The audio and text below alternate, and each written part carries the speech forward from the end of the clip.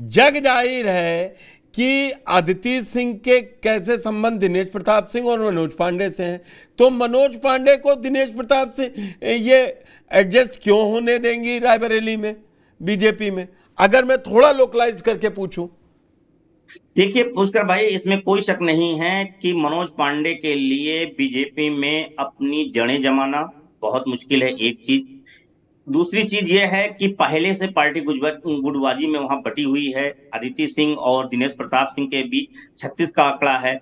ऐसे में अगर मनोज पांडे भी बीजेपी में पूरी तरह से अगर शामिल भी हो गए हैं, अगर वो हो जाते हैं तो नहीं, एक अब तो अनार।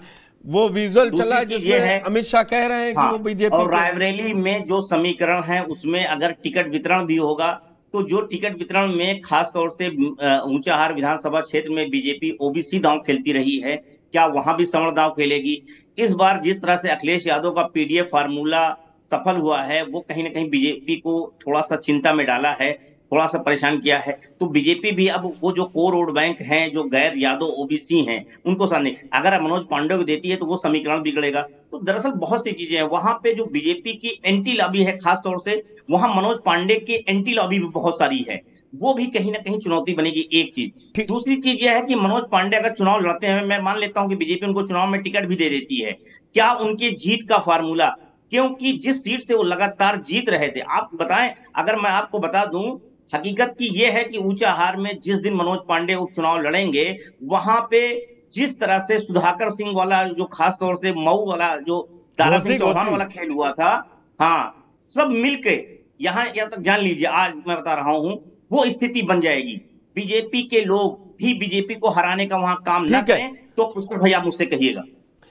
बिलाल जी, तस्वीरें बयां कर रही जो सतीश महाना को जो सबूत चाहिए होंगे वो कम से कम ये मनोज पांडे के खिलाफ मजबूत हैं।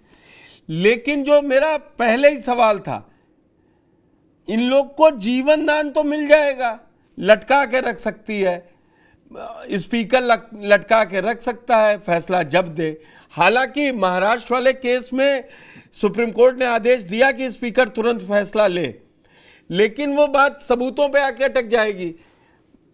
मनोज पांडे तो दिख रहे हैं वोट मांगते हुए, बाकी लोगों के परिवार वाले सब शामिल हैं, लेकिन वो वोट मांगते तो दिख नहीं रहे। तो अखिलेश, क्या लगता है अभी लटका दें ये मामला, और जैसा बाकियों के खिलाफ जनता हिसाब किताब कर रही है वो जनता के सहारे छोड़ दें? क्योंकि अब कुछ मिलना तो है नहीं, मिनिस्टर बने तो पहले इस्तीफा दें, और इस्तीफा दे के जीत के आने गारंटी क्या है, जिस तरीके के रिजल्ट आए लोकसभा में। तो आप कैसे देख रहे हैं? देखिए पुष्कर जी, मैंने जब आपने मेरे से ये पहला सवाल किया था तो मैंने इस बाबत बताया था कि इसमें सब कुछ निर्भर करेगा सतीश महाना जी की इंटेंशन क्या है। देखिए, इसके दो पार्ट्स हैं। मैं डिस्कनेक्ट हो गया था, मेरे को पता जी नहीं डिबेट क्या डिस्कस हुआ, जी क्योंकि फ्रीज, ओवरऑल फ्रेम फ्रीज हो गया था। जी देखिए, इसके दो पार्ट हैं, एक इसका एक टेक्निकल पार्ट है, एक पॉलिटिकल पार्ट है। हम लोग जो डिस्कस कर रहे हैं सेकंड पार्ट डिस्कस कर रहे हैं, हम पहला पार्ट डिस्कस नहीं कर रहे हैं। पहले फैसला होना है कि सतीश महाना जी फैसला क्या लेते हैं, उसके बाद चुनाव होना है। अगर इनको डिस्क्वालीफाई किया जाता तभी तो जाएंगे चुनाव में ये। नहीं, तो हम सेकंड पार्ट, मैंने भी बहुत ज्यादा उसको कंसाइज कर दिया है।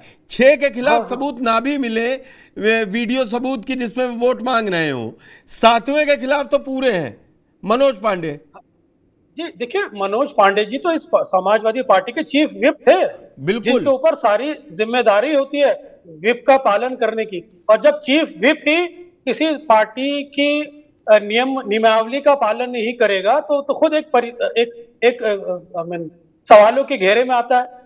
तो सवाल ये है कि आप सबूत कितने भी प्रदान करा दें, ये डिपेंड करेगा सतीश महाना जी की राजनीतिक मंशा क्या है। समाजवादी पार्टी तो चाहे कि कार्रवाई हो, पूरी पूरी चाहेगी, क्योंकि उसे अपनी पार्टी का अनुशासन मेंटेन करना है। ऐसे तो हर रोज बगावत होने लगेगी, हर रोज हर आदमी बगावत करने लगेगा। समाजवादी पार्टी की पूरी मंशा ये होगी कि जिन लोगों ने पार्टी के विरुद्ध जाकर क्रॉस वोटिंग की है उन्हें पार्टी से निष्कासित किया जाए, उनकी सदस्यता खत्म की जाए। लेकिन वही भारतीय जनता पार्टी चाहेगी इसको लटका के रखना। ये टेक्निकल पार्ट है। सब कुछ डिपेंड करेगा सतीश महाना जी की राजनीतिक मंशा क्या है। अगर सतीश महाना जी चाहेंगे तो 2 सेकंड में फैसला हो जाए, लेकिन वो कमेटी बना देंगे इस पर, वो मसला लंबा खिंच जाएगा और ये मसला लटका रहेगा, जैसे हमने पूर्व में देखा है। बिल्कुल, जैसा आपने पूर्व में देखा है। आलोक जी, सवाल वही है, बीजेपी को सीख लेनी पड़ेगी। बागियों को लेकर 27 तक आपके विभीषणों को पालने वाले वर्ड या साथ रखने वाले वर्ड कहे ना, तो अब की बड़ा झटका लगेगा। 10 साल की यहां भी एंटी इनकम्बेंसी कह लीजिए, प्रो कम्बेंसी कह लीजिए, जो भाजपा के पक्ष में लोग बोलते हैं वो रहे।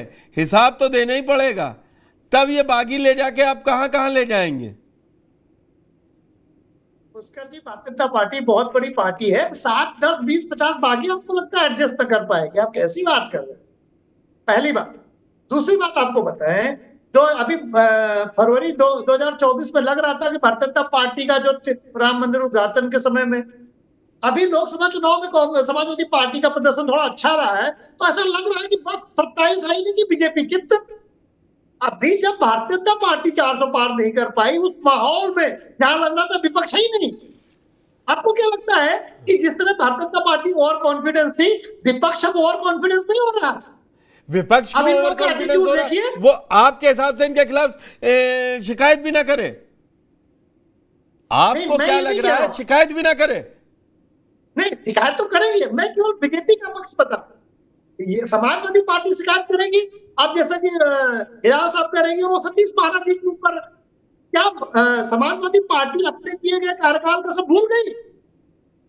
जब आप किसी एक पार्टी से बीजेपी सब अच्छा करे, समाजवादी पार्टी खराब करे। अरे नहीं, केसरीनाथ त्रिपाठी का बड़ा अच्छा इतिहास है।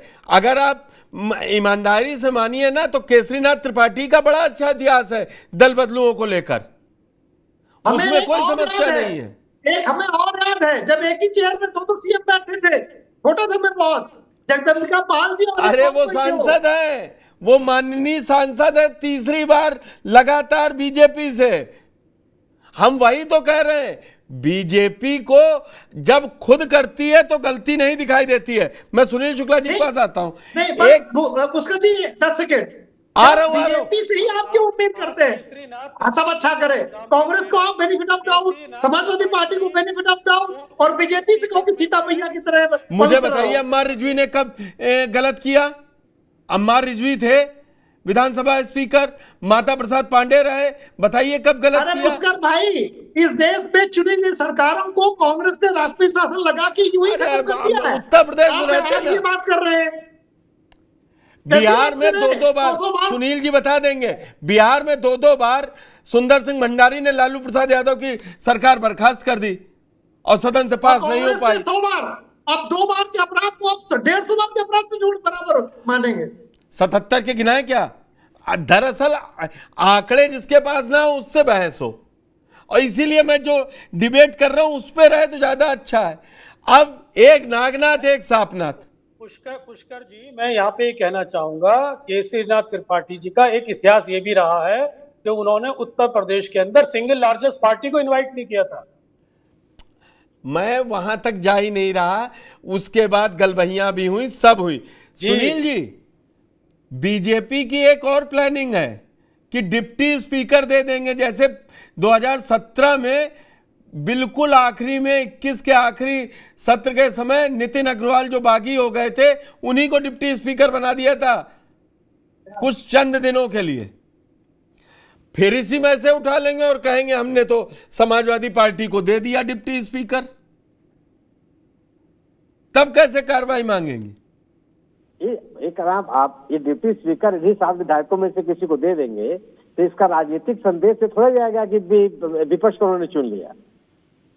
सवाल है ना कि आज आप जो कर रहे हैं उसका राजनीतिक संदेश क्या जा रहा है?